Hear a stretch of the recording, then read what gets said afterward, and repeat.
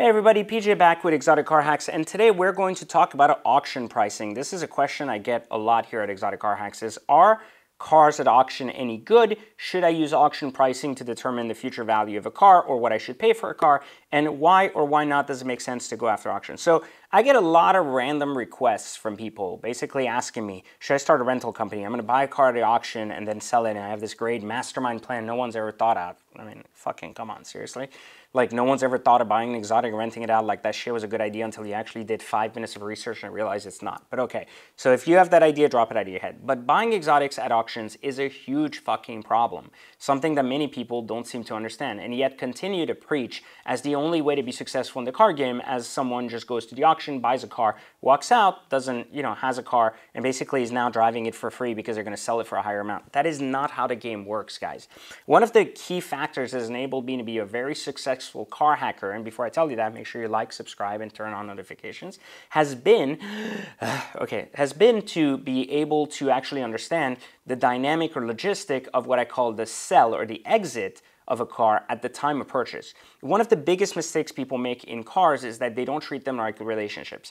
You never, ever, ever want to be in a marriage and let it turn sour only to then realize you don't have a prenup and you are fucked on the exit. So you go into a marriage when there's love, there's everything else, with the intent and very clear mindset, not clouded, to do the right thing so that if, God forbid, there is an exit, then you are still okay and have the terms determined prior to guys not liking each other or hating each other, whatever, wanting it. You have to treat cars the same way. You have to basically look at it and say, okay, I'm buying a car now. What is my intent with the car? Do I just want to resell it? Do I want to recondition it? And so on and so forth. If you're a car hacker like our members, then what you want to do is you want to buy the car, enjoy the experience of ownership, get out of the car, and have made a good financial decision. Regardless that you lost very little money, broke even, or made money, it still would be better than a conventional purchase or lease, right? That's the goal of car hacking. Now, on the other side of this is the idea that, well, doesn't it make more sense to buy them cheap at the auction? So there's a couple of red flags at the auction, and that's why, one, I never use auction data. Two, I never trust auction cars. And three, I never, ever, ever deal with any of the imbeciles that send cars to auction. So let me tell you why about these three. First off, I never trust auction data. Why? Because what happens as an auction is far from the indication of what happens in the market in the exotic car world. While you can use auction data very openly for mass-produced cars like Hondas, Maximas, lease returns, etc., it's very difficult to do that with exotic cars. Partially because, one, exotic car option lists are huge and humongous. Imagine the difference between a 458 with 50K in options and one with 100K in options. You would never know that going through auction data. You would just see the miles, the color, and it basically would tell you, okay, so this is what a good deal was or not. The problem is just that, is that you can't use that data to really understand the dynamic of what occurred. Meaning that day at the auction, there could have been desperate dealers willing to pay 5 times more for a car than a normal day. Well, now that data goes in. What if the people paid for the data to be withheld from the auction because they didn't want people to see how little they paid? Did you know they could do that? So now you have all of these dynamics and games and shit being played at the auction that prevents normal day-to-day people who have access to that data to know how to interpret it. So it's very dangerous to play in the exotic car world in the auction thinking you can compare one black 458 to another just because they have similar models. So that's a huge red flag. Secondly, you never trust the auction when it comes to condition. Why?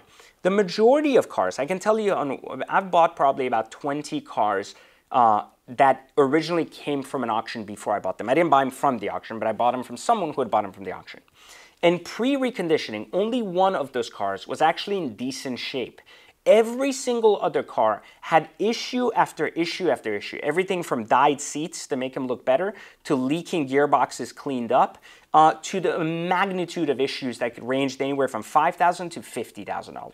Now imagine going in and buying a car assuming you're going to make 20 grand only to walk away paying 50K more to fix it. That is the issue with auctions, is that dealers don't have the time and the access they need to really understand the car. So they buy the car based on risk margin. They basically go, who sold this car? Okay, I'm buying this with a 30K margin. I can afford to have basically a 10K problem and still make money. But you're not a dealer. You're there to enjoy the car. What if your car was in the shop 5 months?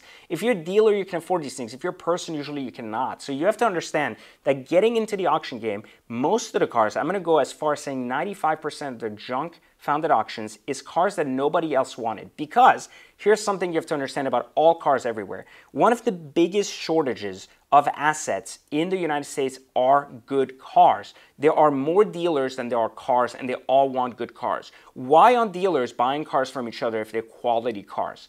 Because either A, the dealer isn't selling it cheap, so another dealer doesn't want it, right? That's the number one reason. Or B, the dealer is dumping it so cheap that they don't want the liability of giving it directly to the dealer, so they send it to auction, and basically you're buying it as is, and they don't give a shit because they don't have to stand behind the reputation. And those CR reports are complete horseshit. I've bought auction CRs that are 5.0s, right, that are perfect, and yet the entire car was repainted, and no mention of that, and the wholesaler took off. So it usually doesn't make sense while paying auction fees to buy cars at the auction. The only time it really makes sense to reach out directly to the dealers, knowing a car is going at auction and pulling the car pre-auction by making a deal direct, especially if you can inspect the car. Otherwise, you do not. And then the third piece is that there's a lot of scumbags that send stuff to auction because they don't want to deal with people. So large and good dealerships will never send their top inventory to auction. It doesn't make sense. They're in the business of selling cars. Even if cars don't sell, they're still going to be really hard to replace, so they're not going to go to auction. They're going to trade with other dealers. But on the other side, you have the scumbags that are the horrible dealers, the nobodies, the brokers and the quick resellers and the wholesalers. They're dumping their cars at auction because they don't care. And those guys aren't standing behind those 5.0 bullshit CR reports. So once you have a problem, good luck getting a hold of them. They're done and you got to get the auction to ban them. And it's just a mess for no reason, which is why I usually say that auction pricing isn't relevant to anything. If you can't compare an apple to an apple when making a judgment of what it should cost, then it's not any relevant to try to compare an apple to an orange because those have different costs.